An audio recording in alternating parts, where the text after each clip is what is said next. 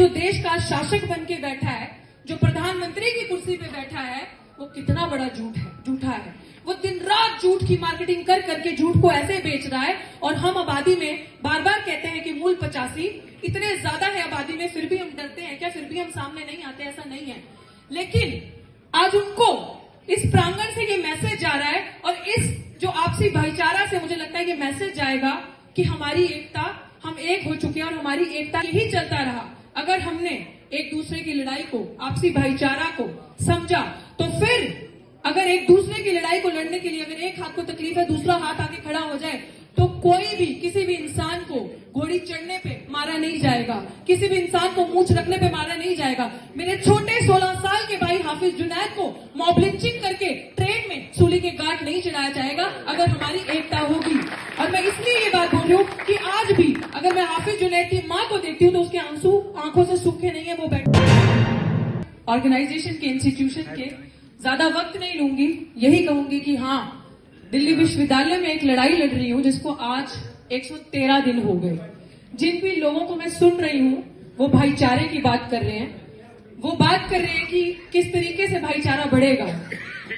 सोच में ये आया कि अगर एक हाथ को दर्द है तो क्या अगर लेफ्ट में दर्द है तो राइट को दर्द नहीं होगा। और आप सबको देख के यहाँ लगा कि वाकई में अगर मेरे दाहिने हाथ को दर्द है तो बाएं हाथ को भी दर्द हो रहा है। इसलिए दलित और मुस्लिम समाज आज एक जगह एक मंच पे बैठे हैं, ये प्रूव किया है। और ये ऐसे भी प्रूव नहीं हुआ, ये कैसे प्रूव हुआ है। हम बातें कर रहे हैं कि दलित और मुस्लिम समाज को एक होना चाहिए और एक होकर लड़ना चाहिए। वो शायद 113 दिन की लड़ाई जो दिल्ली विश्वविद्यालय में एक दलित महिला, मुझे नहीं याद कि आजाद भारत में ऐसी लड़ाई, एक महिला, ऊपर से दलित महिला, कास्ट और जेंडर दोनों का प्रभाव, उस महिला ने 113 दिन हो गए आज वो लड़ाई जीवित रखी है। तो वो किसके बदौलत, वो एक कॉम्बिनेशन है। अगर आप इस चीज को समझें, सरकार कैसे डरती है, सरकार कैसे घुटने टेकती है और कैसे बिना डरे, निडरता से, बिना हिले, बिना झुके वो लड़ाई हम लड़ रहे हैं। क्योंकि एक दलित महिला वहां पे न्याय की गुहार लगाने बैठी है और उसके जो वकील हैं वो बिना डरे जो चल रहे हैं वो एडवोकेट जनाब महमूद प्राचा जी हैं।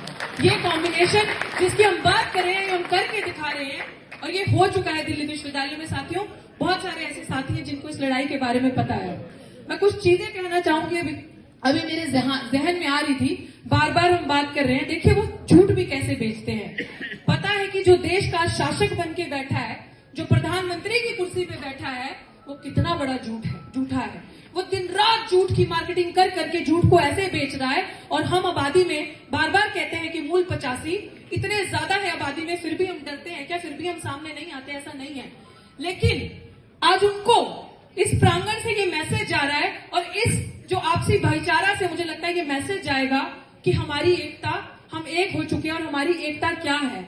क्योंकि वो डरते हैं, किस चीज से डरते हैं, तमाम धन दौलत, गोला बारूद, पुलिस फौज के बावजूद भी वो डरते हैं कि एक दिन कहीं ये निहत्थे और गरीब लोग उनसे डरना बंद कर देंगे। वो इस चीज से डरते हैं। और मैं यकीन के साथ कह सकती हूँ इस बात को कि अगर यही चलता रहा, अगर हमने एक दूसरे की लड़ाई को, आपसी भाईचारा को समझा, तो फिर अगर एक दूसरे की लड़ाई को लड़ने के लिए अगर एक हाथ को तकलीफ है, दूसरा हाथ आके खड़ा हो जाए, तो कोई भी किसी भी इंसान को घोड़ी चढ़ने पे मारा नहीं जाएगा, किसी भी इंसान को मूंछ रखने पे मारा नहीं जाएगा। मेरे छोटे 16 साल के भाई हाफिज जुनैद को मॉब लिंचिंग करके ट्रेन में सूली के गांठ नहीं चढ़ाया जाएगा अगर हमारी एकता होगी। और मैं इसलिए ये बात बोल रही हूँ कि आज भी अगर मैं हाफिज जुनैद की माँ को देखती हूँ तो उसके आंसू आंखों से सूखे नहीं है। वो बैठी है मेरे साथ मंच पे, उसकी माँ। मैं चाहती हूँ संचालक साहिबा जी से मैं ये आग्रह करती हूँ कि चाहे 1 मिनट ही सही उसकी माँ को 1 मिनट दे, क्योंकि उनका पूरा परिवार, शायद हमारा आपसी भाईचारा नहीं है, हम लड़ाई लड़ते हैं और भूल जाते हैं। उनको 1 मिनट दें, उनकी बात आप जरूर सुने। और ये लड़ाई हमें अधूरी नहीं छोड़नी किसी की भी, ये लड़ाई को हमें पूरा करना है। आप 1 मिनट उन्हें दें और उनका दर्द साझा करें ताकि इस लड़ाई को दलित मुस्लिम भाईचारा जो है, SC ST OBC एक होकर लड़ सके। बहुत बहुत शुक्रिया। जय भीम, जय भारत। अस्सलाम वालेकुम। हाफिज जुनैद की वालदा हूँ मैं, मेरा नाम सायरा है। 2017 में 6 महीने 22 तारीख को मेरा बेटा का इंतकाल हुआ और उसी दिना से मैं दर दर की ठोकर खा रही हूँ। कई तरह मेरा बेटा के लिए इंसाफ मिल जाए। लेकिन आज तक कोई इंसाफ ना है। 3 जगह केस चल रहे हैं और जामे हैं और आ जामे हैं, जामे हैं आ जामे हैं। वो केस की टेंशन में और उन्हीं बातन से जैसे घर में हुए हैं कि इतने हून गए हैं, इतना दिन हो गए। वाई की वजह से मेरा बेटा 18.5 साल को है, बिल्कुल दीवाना हो गया है। अब वहाँ की वजह से मेरे लिए बहुत ज्यादा हो रही है कि एक तो मेरा बेटा हो गया, दूसरा साकिर ऐसो हासम, अब फैसल नाम का बेटा मेरा दीवाना हो गया है। और आज तक मेरा बेटा का हाफिज जुनैद के कोई इंसाफ ना मिला हुआ मुजरिम है जो बाहर घूम रहे हैं। और बस यही मेरी दरख्वास्त है कि कहीं भी तरह वह अंदर आ जाए और उनकी उम्र कैद हुए, उनके लिए फांसी लगे और ऐसो कई के साथ ना होवे। लेकिन और दिन पे दिन और यह हादसा बढ़ती जा रही है, कोई रोकना है। और मैं बार बार कहती हूँ कि ऐसे हादसे ना होवे और इंसाफ मिले, लेकिन आज तक कोई इंसाफ ना मिला और दर पे दर ये बढ़ती जा रही है।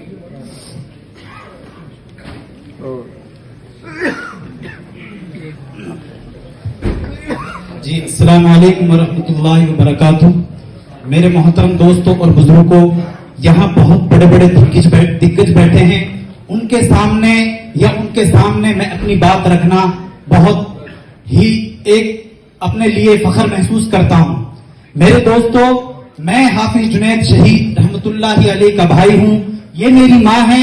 साथियों, सिर्फ और सिर्फ अम्मा जी यही कहना चाहती है कि इंसाफ के लिए आप लोगों को हर कदम और हर वक्त तैयार रहना होगा। साथियों, ये मां आज से नहीं 7 साल से अपनी लड़ाई लड़ रही है।